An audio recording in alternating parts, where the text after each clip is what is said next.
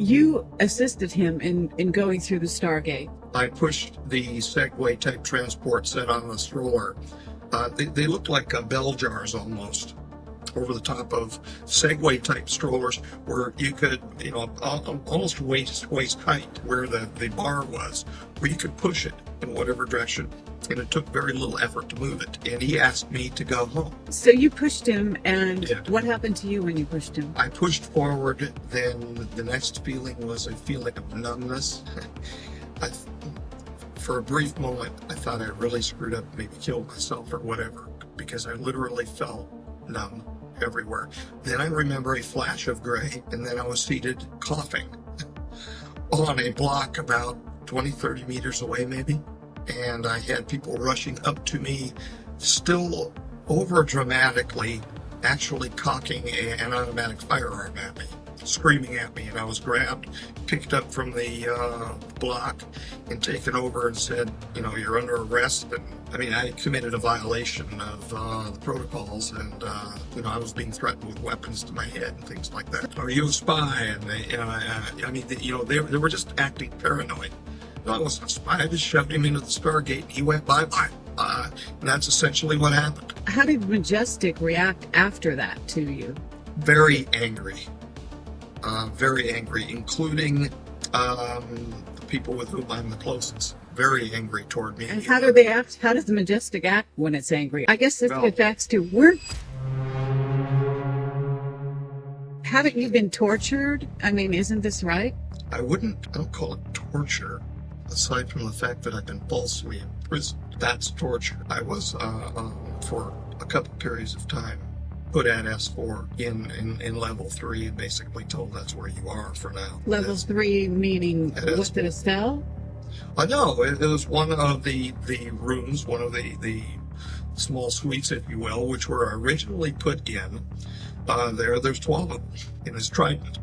There's 3 groups of 4. I was put in Bay Unit 1 over to the left. It was essentially, contained all the amenities. I could ask for food.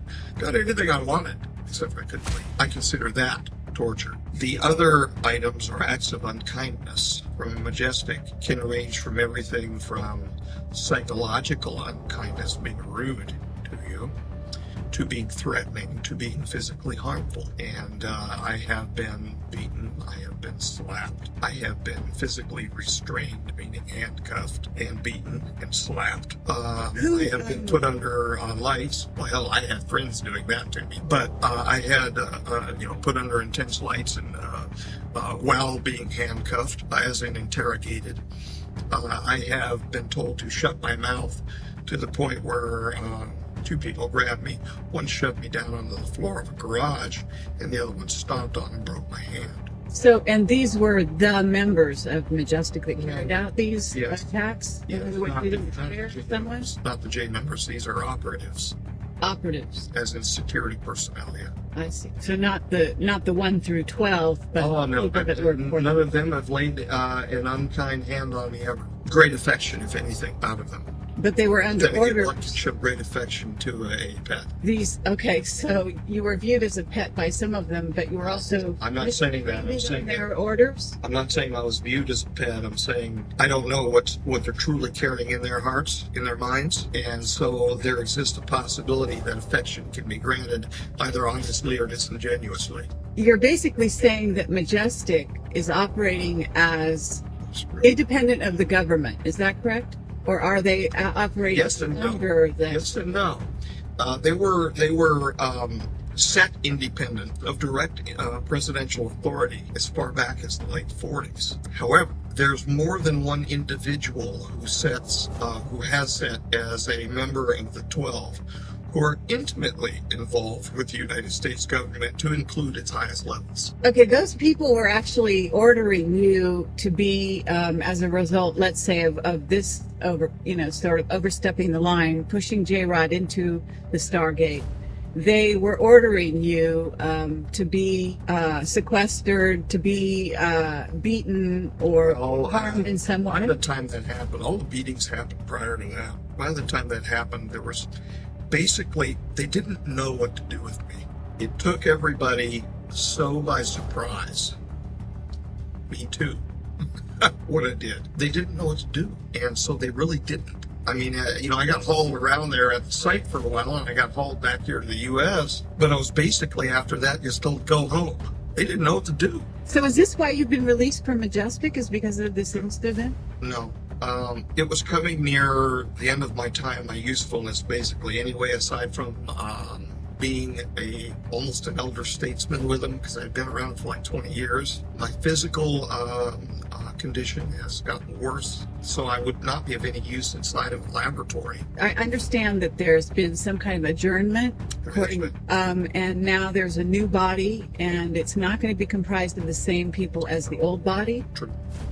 So why? Why have they changed members? What's the motivation? There's a switch over between two secret societies going on. One is handing reins over to the other, and it has been long planned. However, it's not been long known by me, but it's been long planned. Probably decades. I'm certain it has to have been for decades. So Majestic is ruled by a secret society, is what you're saying? Well, Majestic has been the most famous, next to probably the Freemasons, secret society of itself.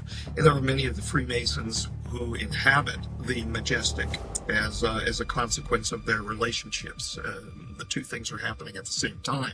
And so their philosophies then, the philosophies of these associated secret societies like the Scottish Rite and the York Rite, are then imparted into the secret society known as the Majestic. So what's the quarrel between... You should bring who you are to wherever you are. Sure.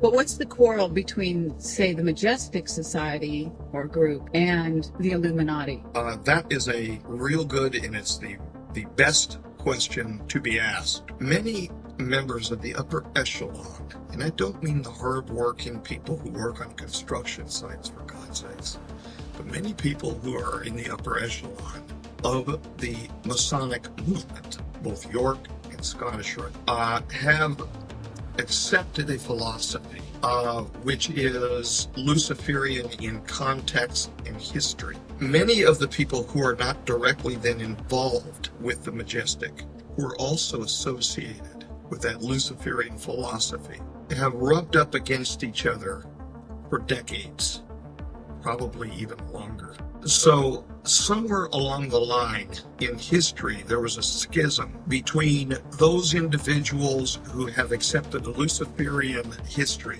Luciferian philosophy, mixed with other secret society people who have not, that ended up in the Majestic, and people who have accepted a Luciferian, almost like a different denomination, if you will, accepted a Luciferian philosophy, who are not associated with the Majestic. In other words, we've got dirty coins on both sides. Okay. And when you say a Luciferian philosophy... meaning a materialistic, and for lack of a better term, when it comes to the actual European Illuminati, satanic philosophy, where they've given their lives, their families, their sacred honor to this satanic thought of creating a world order under the person that they consider the true God, which would be a Luciferian figure. Now, these people have also, separating them from the dirty coins in the Majestic side, these people have also been accepting of the influence of the P45 rogues, who want to justify their own history by our demise of moving from timeline 1 over to timeline 2, the catastrophe. And so the differences between the Majestic group, some of which there have been these Luciferians mixed in, and they're not even really true Illuminati. I mean, that's a word that comes back meaning enlightened ones, and these people are not enlightened. They're simply under the influence of a false light. However, on the Majestic side, you have a lot of God-fearing people too. A lot, and I'm not talking about specifically here the 12. I'm talking about the line people, the people that we've worked with, good people to the bone, to the soul, who want nothing but good for the world. So basically what you're talking about is there seems to be an alliance between the so-called Illuminati group that is satanic followers, and the P45s, what you call the P45s. And the Majestic group, which even though it has some members from the Illuminati, basically is siding with the P-52s. Yeah, I wouldn't really call them I would say that they are Freemasons who have accepted the Luciferian influence. In other words, I personally disagree with it. The Luciferian influence, but are still acting as good people. For the benefit of humanity. For the benefit of humanity, exactly. And then there are some that I've interacted with who are involved with the so-called true Illuminati in Europe that are God-fearing people too. There's dirty coins and there's polished coins on both sides. However, the dirty coins make up the vast majority of the group on the European Illuminati side. Now let's get to the timelines and explain just briefly, since this gets over into the future and 2012, what the P-45s, meaning they are from the future, 45,000 years ahead of 45,000 years ahead on a separate timeline than what we are presently on, or a timeline that we could transition over to from where we are now. If we are to accept that we transition, God forbid, from timeline 1 to timeline 2, they would be considered 45,000 years and 52,000 years, respectively, ahead of us. The individuals who dunked near Roswell, New Mexico, back in the 40s, were approximately 24,000 years ahead of us in timeline 2. We're on timeline 1, I'm assuming you're saying. And we're headed for 2012 and theoretically a catastrophe that may or may not happen. Right around now, yeah. Right around now. Yeah. And this catastrophe, has this got anything to do with Planet X? I don't know. There is the most honest answer I can provide you. I know a lot of lore about a rogue planet coming in. However, the material that I've actually seen on a repetitive crossing, if you will, of Earth with catastrophic influences happens not only because of a matter of physics of rogue, and I don't mean this toward like J-Rod rogue, but rogue crossings near Earth asteroids or comets to precipitate the catastrophe. There would be, as we pass into the plane of Milky Way, some sort of energetic burst through the plane of the galaxy by virtue of wormholes that travel through the plane of the galaxy from the center of the galaxy, which have been depicted in ancient lore called the serpent rope, even of the ancients, and that the serpent rope would return at the time of the end of the Mayan calendar, revealing, and there are several perspectives as to what it will reveal.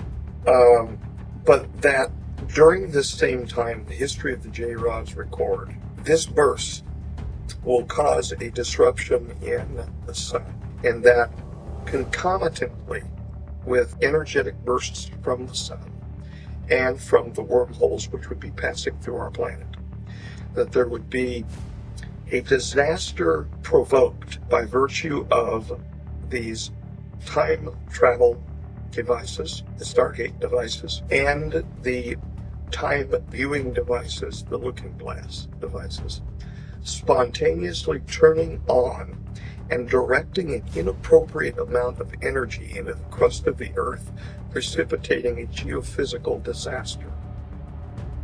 This geophysical disaster, in accordance with the history of the J-Rods, record that over 4,157,000,000 died over a several-year period by virtue of a geophysical shift in the crust. So this is what it's trying to be. I don't want to think of numbers that way. It's trying to be prevented. Is Yes. this right? Yes, very true. And how is it going to be prevented? By the disabling and the destruction of such technology, that we will naturally then pass through this serpent ropes. The bursts will occur, whatever that means. I haven't physically seen it, but the bursts will occur, and there would be an imparting of energy to our planet that will gradually, naturally cause changes in the human species and the life on our planet. And that these changes would be positive changes to our people. And I frankly think that it's already happening. There's a rise worldwide and I don't think it's just given the size of the population increase.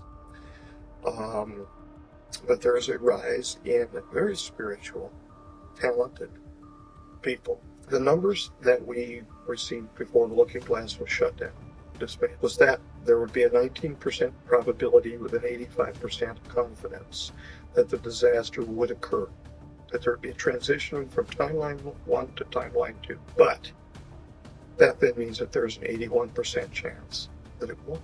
And so the individuals who want to carry the negative, I'm convinced that it's going to occur, are not presenting the facts. The facts are, this is the material that we have available that we know. So what you're saying is the Illuminati, to get back to that thread, Yes. is basically the side that believes that the transition is going to occur from one timeline to the other. Not only do they believe that it will occur, they want to provoke it. But how does it benefit them to provoke it? Why should they want to be P45s? They don't. The living ones don't. They're looking at the P45s as a means to an end for them. They're not going to live that long. They're just going to live a normal human life and die. So they want the control for themselves. The fact that the P45s, that's how immoral these people are. The fact that the P45s are wanting us to, at their stage in their own development, have a disaster which justifies their own history, is being used as a means to an end by the Illuminati, who would like to see that the population is culled so that they can gain greater control of care. So, okay, so what? Want for themselves. There are really human beings that don't care. So what you're saying is the Illuminati want the catastrophe to occur. Yes. So that a certain number, 3/4 is the number I've heard, of humanity dies. They get the earth to themselves. About a little over 2/3. That's what the history of the J-Rods actually read. All right, 2/3. And then what? I mean, they've still had to live through earth changes and cataclysms, right? Right.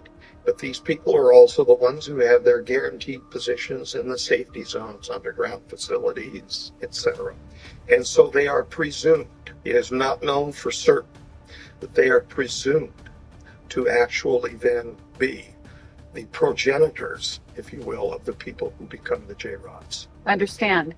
But in a sense, there is a thought that, in a sense, the P45s, that side of humanity possibly becomes almost soulless. They become repressed. They still have their same souls, because even after 7,000 more years of development, I could see the soul. I mean, as you see the heart of another human being, I could see the soul in Kaela.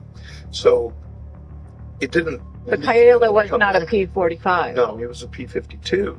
But that just means that he was 7,000 years along the T2 timeline from when the P45s. So he used to be, or his people used to be a P45. Yes. And a P46, 47, 48. Yes. Yes. Okay. Yes. So the soul didn't go away and then come back. It's been there. But then, you know what? Look, you can say that some people are soulless. The Nazis. How much soul did they have when they threw my grandpa onto a car? How much soul did they have? We know if they had a human soul. As black as apparently what it was, where it's covered over in their demented brains. But I still pray for them that they've made whole with God. But they still had their souls, even though it was repressed. So, like manner, the P45s have a soul. Okay. Well then, what? Okay, you've talked about the P52 Orions and the P52 J-Rods. Am I right? Okay, what causes the split? Because the Orions, I'm thinking, are the blonde Nordics. They're the ones that prefer to stay out of the safety zones. Why is Majestic in a place to know that this actually happens or doesn't happen? In other words, you've got the looking glass technology that they use and you use, And This is an original technology which was derived from ancient cylinder seals by people from our future who provided it to us, meaning the rogues, the P-45s. okay, the We people wouldn't are have negative. this lovely, that's right. We wouldn't have this lovely technology if it wasn't planted in our past for us to use now.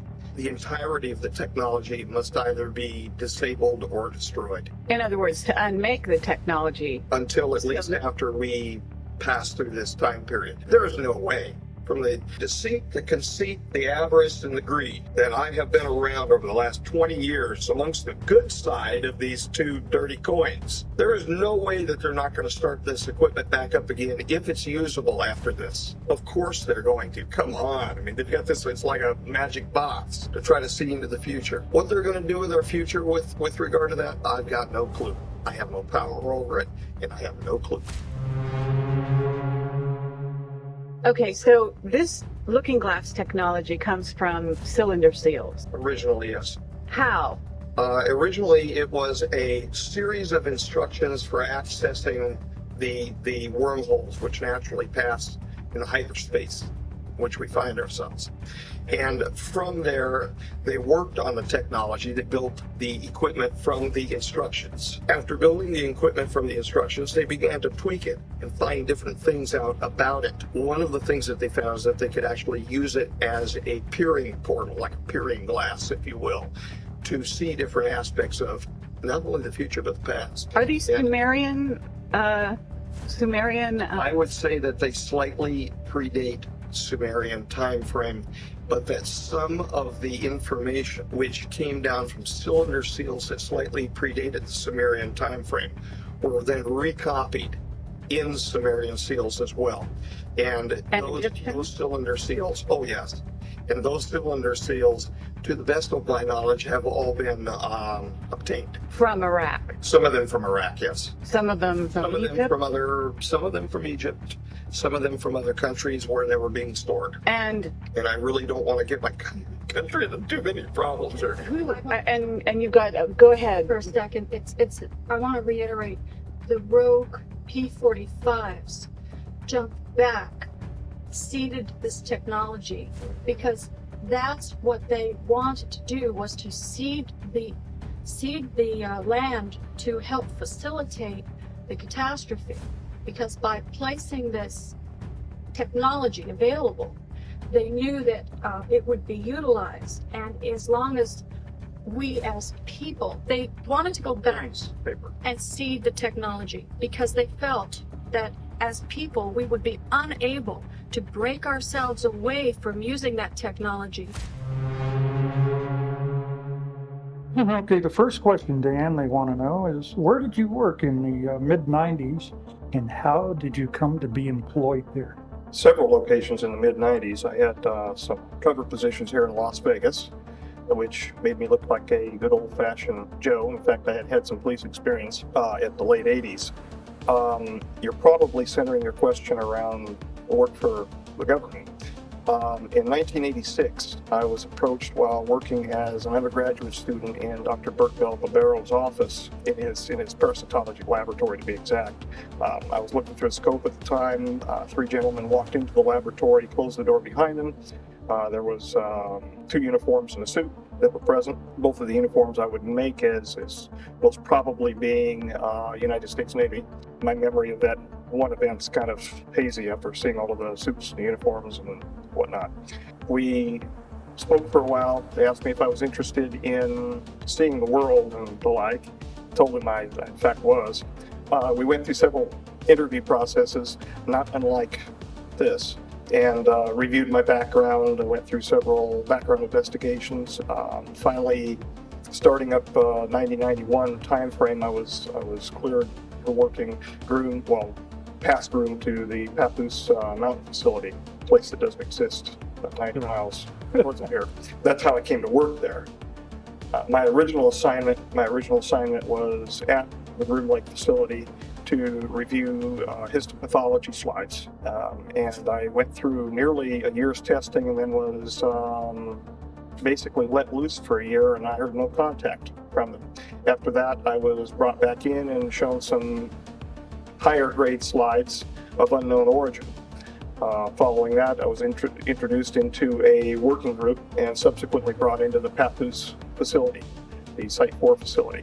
We worked for well over a year on slides of unknown origin. After I took a minimum leadership position under several of the other biologists who are already present, most of which are now deceased. You know the names of those individuals. So what we did is introduce the new members, myself amongst them, into the Clunisphere area, and we were eventually shown the subject for which we were examining the slides.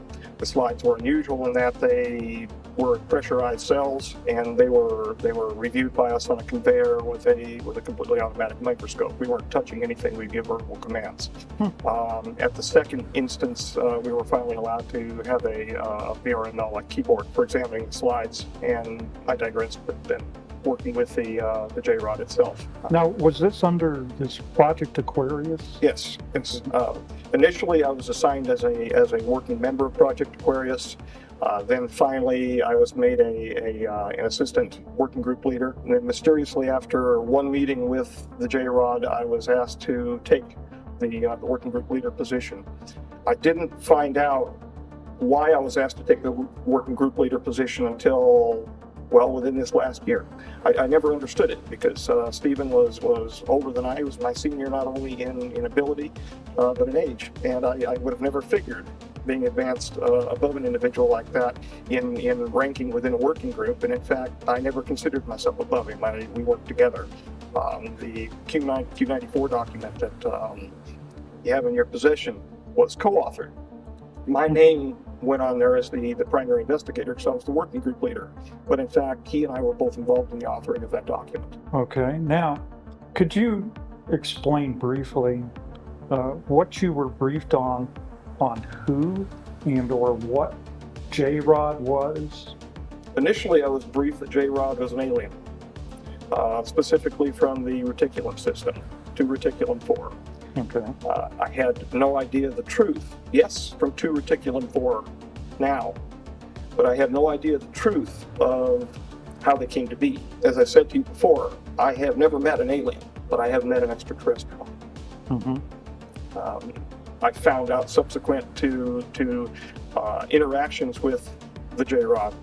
And again, they have personal names. The term J-Rod simply means 15, which was a basing name for where they're located, the number of light years from our location. So they took those names and they identified through the Sigma protocols, the linguistic protocols, with a rod symbol, which was an inertia symbol, and the letter J.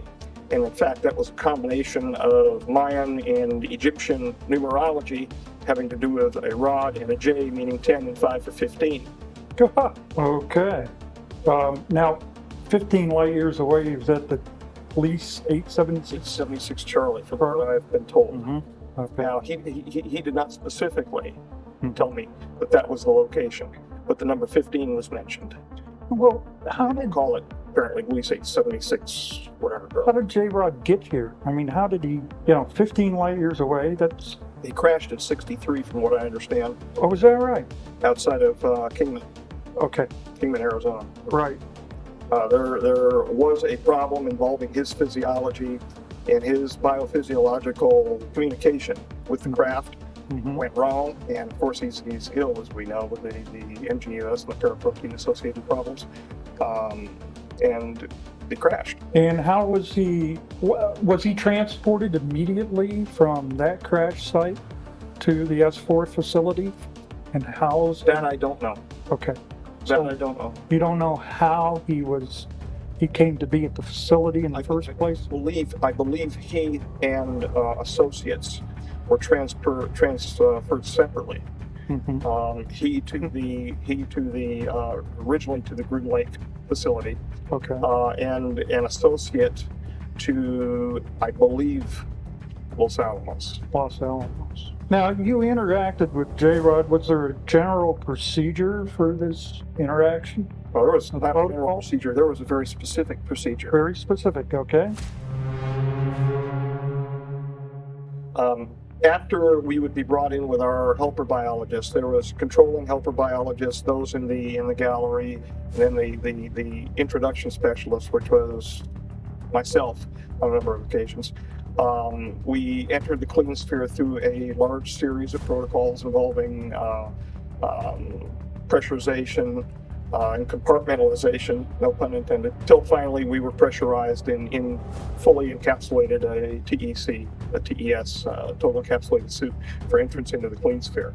Once we were pressurized and entered into the clean sphere, well, I should digress, we had a medical evaluation of all of that first.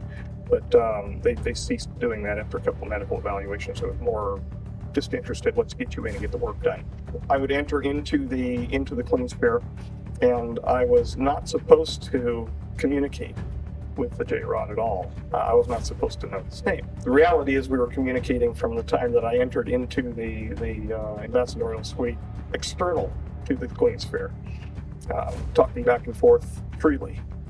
I could hear whatever he was projecting at me from thought, and he could very clearly hear what I was thinking. I say hear, meaning perceive. I was supposed to stand over by a hologram projection system, which was run as like a teleprompter system, over to my right, that would be run inside of the clean sphere glass.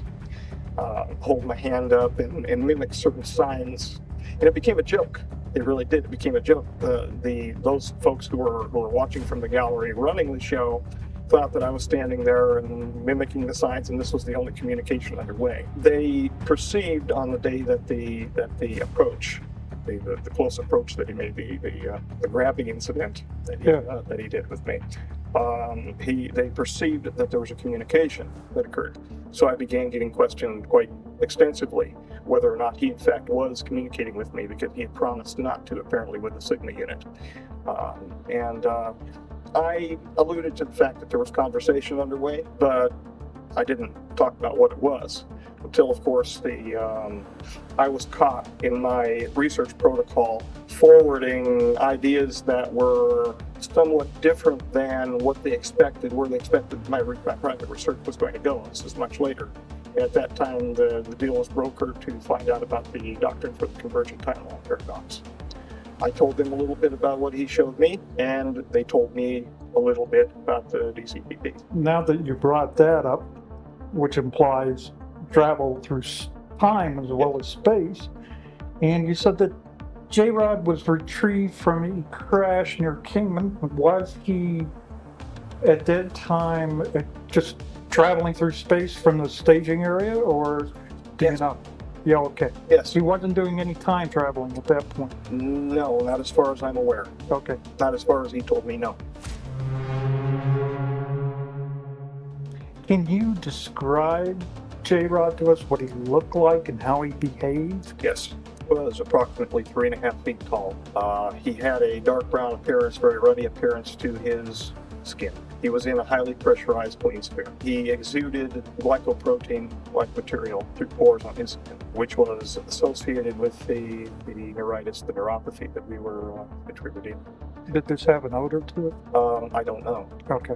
I don't know. I couldn't perceive any odors whatsoever. I was inside of it. I would imagine, but I have no data set to say what it would smell like. In fact, there was nothing I read that indicated whether or not there was an odor. Why?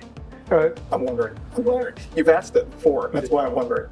Well, yeah, I've heard about this secretion coming through the pores of the skin before, and there have been those who've had encounters who say they could smell an odor. Okay. From the skin. All right. You were describing it? 3.5 feet, large head in comparison to torso. So the ratio of cranial to the torso area would be larger than what we would call a modern human being. Large, bulbous black eyes. The whites of the eyes had been selected out, so it looked like large pupil, basically. When you look into his eyes, you feel like you're going to fall into his eyes forever. And I think that probably had something to do with the telepathic nature of his mental structure. Large arms, large length. 4 very thin, sinuous fingers. Nails, not as long as presented in some of the images that you've showed me in the past. What's done by Tom Mack, was it? Bill Uhouse. Oh, yeah, that's it, the puppet master. He was hunched over most of the time, could not support himself fully, given muscular atrophy, and that had to do with the peripheral neuropathy which he was suffering. So he would grunt and move toward me almost in a flopping fashion. Feet were large in comparison to what we would say our feet would be. How many toes? Unclothed 4. 4. Yeah, he was unclothed, which bothered him. He wanted to wear clothing and was refused in every turn. Called himself captive, and justifiably so. His feet were unusual in that his plantar area had a very large knob underneath what we would call our heel. His facial features were grotesque in comparison to what he showed me what normal would be. He was Normal of his type. yes, yes. He was bilaterally symmetrical to the extent that the disease process was not changing his facial figures. Nose was recessed. Not a nose like we have, but basically two orifices. An extremely small mouth, a hard palate, no teeth. His musculature, again, it was suffering from the problem at the myo-neural junction due to the neuropathy. Do you have any idea what his chronological age was? 622. 622 years. Okay. What is the normal lifespan? That I don't know. Okay. That I don't know. That number 622 is now used as an important number within the community. Okay. A reference, a request from 622 or a report from 622 could be from anybody. So it's used, and in fact, the SRP report that I have with me today, the supplemental report for 0302 that I have, probably is labeled from reviewer 622. It's going to be a cold reading when we look at it, but it's probably from 622. Okay. They excrete in a manner that we would excrete. Their external genitalia are different than ours. The females have somewhat like vulva, but they have a clasper situation. The male has a male clasper, the female claspers, and if it looks like a disc with rectangular solids that are rotated into position for clasping at the inguinal region. They do have internal fertilization. Now, this was something you read because you didn't see a female, did you? No, this is something he showed me of his wife. Oh, internally. Yes. And how was that image presented to you? Did it appear? I was inside the image. You were inside the image. That's what it felt like. Like virtual reality? Or? Yes. Everything that he showed me when this was the incident. When he projected it into me, it felt like I was there. My sensations were heightened, quite extraordinary. Was there a background perceived? Was she in a domicile of some sort? Excuse the pun, a gray surrounding, very, very dull, drab surrounding, almost like a concrete evacuation center. Where you'd have evacuation zones underneath the hotels in case of mass casualties or mass disaster, where it was a very clinical environment. So were you impressed that he was kind of depressed about his situation? He was extremely depressed. If we were determining human, I'm not a psychologist, but I think he would be termed as clinically depressed. Okay. He wept, but he didn't weep outside. He wept when he was with me. Could you estimate what his level of intellect was? Smarter than me. He was smarter than me by a long range. Did he have a wide range of knowledge? The mathematics that he showed me blew my mind. Oh, is that right? He showed me concurrently not only the equations for the rule of nines, but he also did so diagrammatically, and he did so with three-dimensional, like a BRML system, where I was watching cubes come together. So that if I was not understanding the script, I would understand it as a child learns group theory in mathematics. Highly evolved, highly intellectual, highly repressed emotionally. When I was with him. I felt great happiness to be with him, but I could feel his great sadness, not only because of what he wanted to become, what he knew he was by being present with us, but where he was and how he was being treated. He was not part of the group that has to be catered to involving the T9 treaty that was just signed. He wanted to help. He was willing.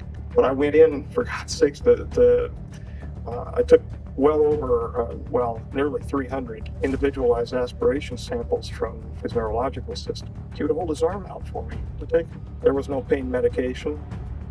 And whenever I would fire the introduction system to remove the sample, it was an aspirative avulsion system,